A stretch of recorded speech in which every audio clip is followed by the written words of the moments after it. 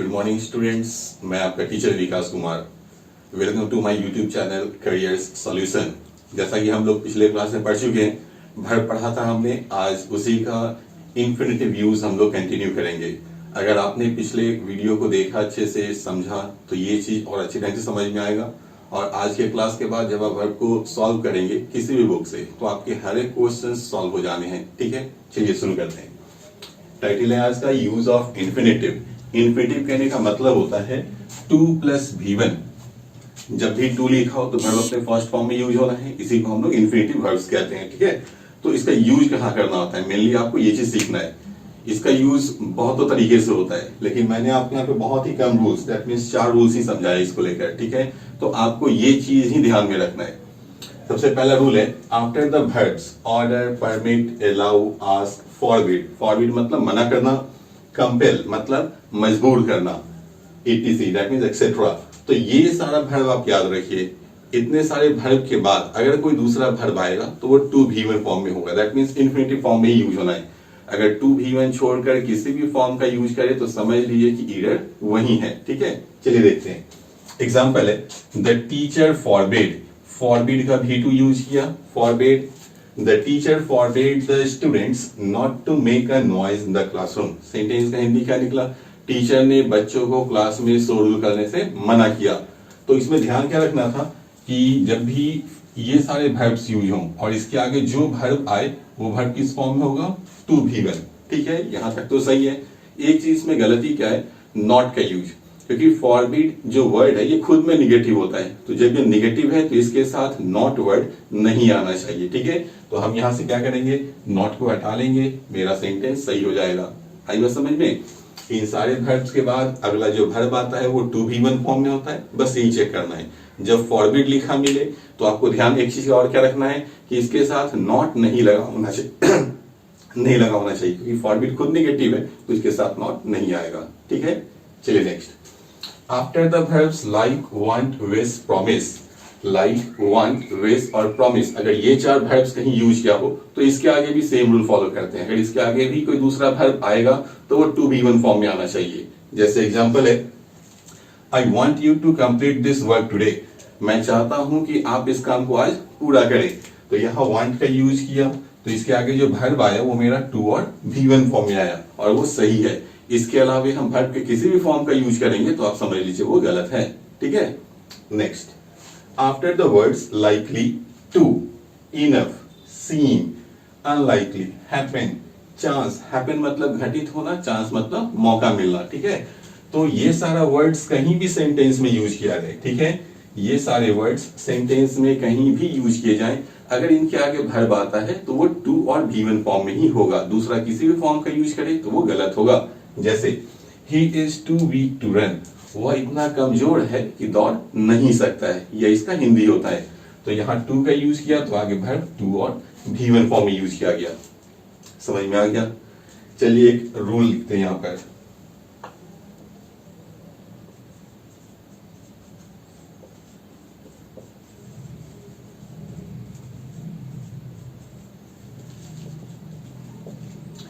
लिखा है he knows या he learns how to swim।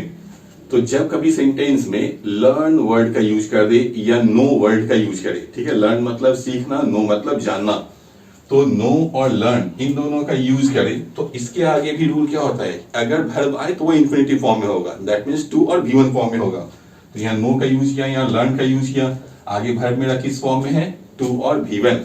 ध्यान क्या रखना है कि इन दोनों के बीच में WH वर्ड भी होना चाहिए, जैसे हाउ, व्हेन, वेयर, ये सारी वर्ड्स होने चाहिए। जनरली हम लोग हाउ को ही प्लेस करते हैं, एग्जाम में क्या करेगा, इसे स्किप कर देगा, लिखेगा ही नोज टू स्विम या ही लर्न्स टू स्विम। ये पढ़ने में सही लगेगा लेकिन होगा गलत। ठीक है, ये सारे वर्ब हों तो इनके आगे 2V1 तो आना ही है, लेकिन इन दोनों के बीच में, ठीक है, क्या आना चाहिए, WH वर्ड भी होना चाहिए। ठीक है, चलिए नेक्स्ट देखते हैं। After the verbs love, like, stop, remember, etc., we may use both 2 + V1 and V4।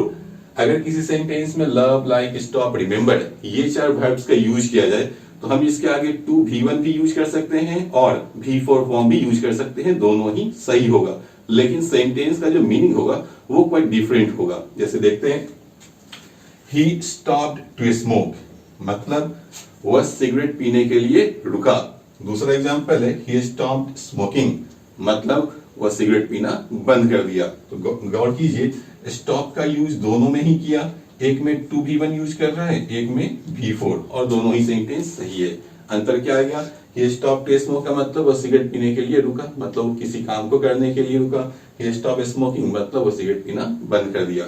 जैसे I like to dance, I like to dance, तो हम लाइक का यूज कर रहे हैं और आई क्या बोल रहे हैं, टू डांस, मतलब मैं डांस करना पसंद करता हूं। ठीक है, मतलब मैं खुद डांस करना पसंद करता हूं।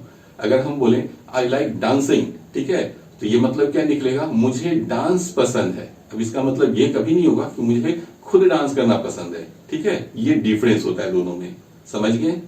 चलिए, अब आता है इसके बाद ओमिशन ऑफ टू, कि टू का यूज हम लोग कहां नहीं कर सकते हैं। जैसे यहां देखिए लिखा है टाइटल में, ओमिशन ऑफ टू।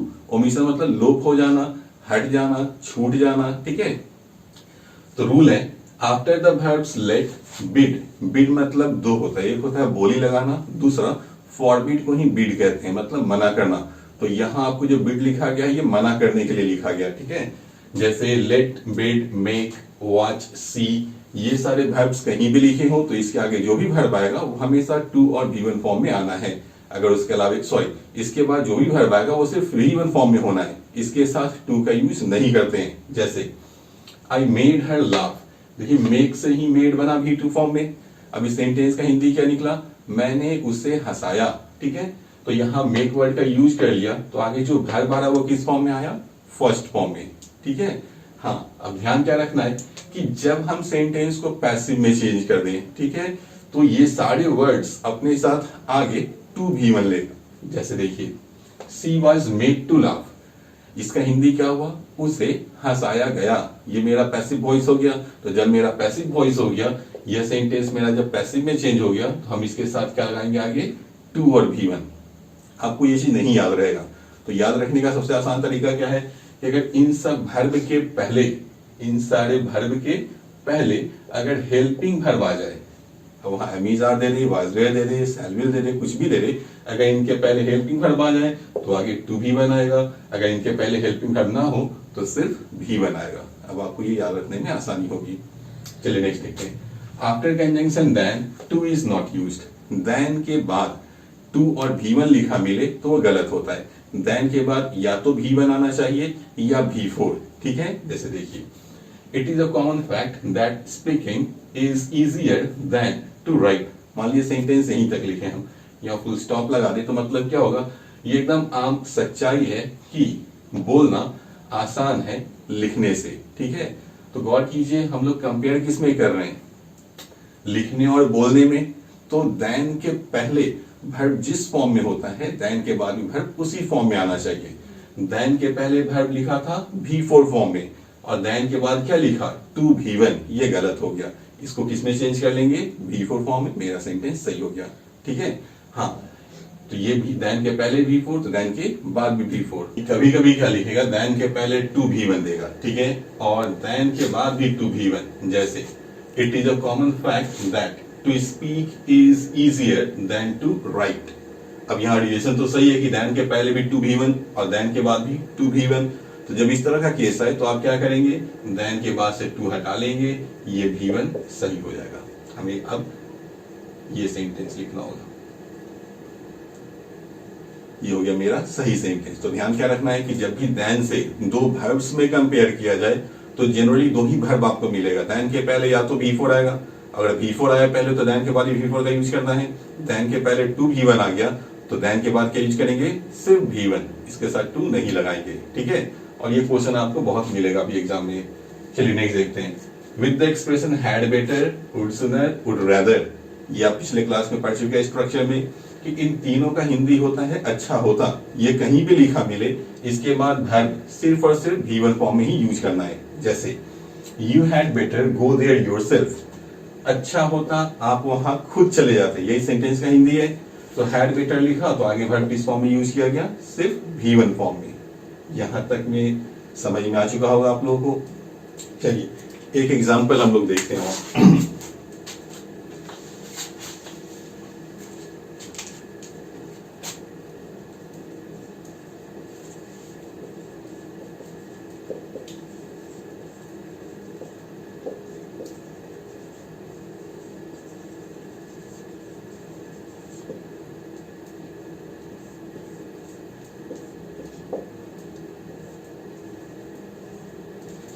एग्जाम्पल लिखा गया, he does nothing but play all day long, मतलब वह दिन भर खेलता ही रहता है। यही सेंटेंस का हिंदी है।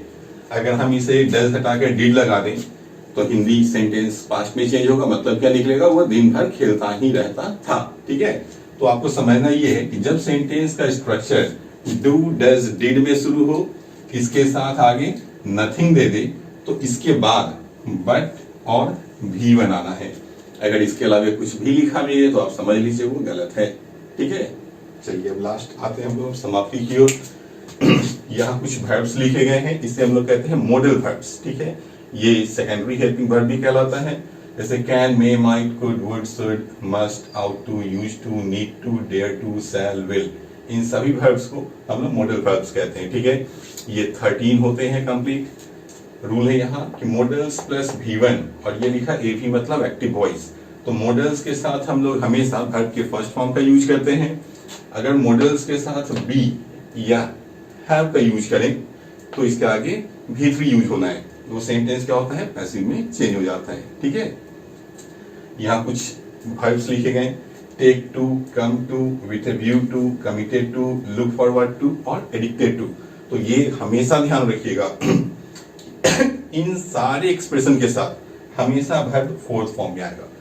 हालांकि सभी के साथ टू का यूज किया गया, ठीक है, लेकिन ये जो टू है वो इन्फिनिटिव टू नहीं है, ये प्रीपोजिशन टू है, और प्रीपोजिशन के बाद जब भी वर्ब आता है तो हमेशा V4 फॉर्म में आता है। इसीलिए आपको ध्यान के रखना है ये एक्सप्रेशन टेक टू मतलब पुरानी आदत फिर से शुरू कर देना, जैसे ही टेक्स टू स्मोकिंग मतलब वो सिगरेट पीना फिर से शुरू कर दिया।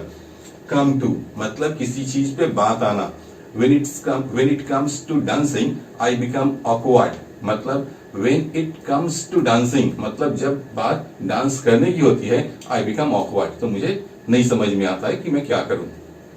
with a view to के उद्देश्य से, जैसे my friend came to me with a view to asking for some help। ठीक है, तो with a view to बोले तो आगे फिर क्या बोले, asking, V4। फिर नेक्स्ट है committed to, I am committed to providing best study materials। ठीक है, तो committed to बोले तो आगे V4 आया। फिर है look forward to मतलब आगे की सोचना, we are looking forward to spending some quality times with family। ठीक है, तो look forward to के साथ फिर आगे V4 का यूज किया। addicted to जैसे he is addicted to gambling। ठीक है, तो जब भी हम इन सारे वर्ड्स का यूज करें तो इसके साथ टू तो लगा ही होना है, साथ साथ जो वर्ब आएगा वो हमेशा V4 फॉर्म में आना है। तो बाकी कुछ याद रहे ना रहे, इन सारी चीजों को हमेशा याद रखना है आपको। ठीक है, और एक जाने से पहले एक सबसे छोटा सा टिप्स वो आप लेते रहिए, टू के साथ V1 आएगा और प्रीपोजिशन के साथ हमेशा V4 आएगा। हमेशा आपको ये फॉलो करना है, एग्जाम में आपको बहुत सारे क्वेश्चंस इस पे बेस्ड मिलेंगे। अब आप हर चैप्टर बनाकर देखिए, आपका मैक्सिमम क्वेश्चन सॉल्व हो जाना है। अगर ना सॉल्व हो, परेशानी आए तो वीडियो को आप दोबारा देखें, जरूर समझ में आएगा। ठीक है, जाने से पहले एक चीज फिर वही बात मैं रिपीट करूंगा, अगर आपको वीडियो पसंद आ रहा हो तो प्लीज मेरे चैनल को सब्सक्राइब कीजिए, मेरे वीडियो को लाइक भी करें और दोस्तों में शेयर भी करें। मिलते हैं फिर नेक्स्ट वीडियो में।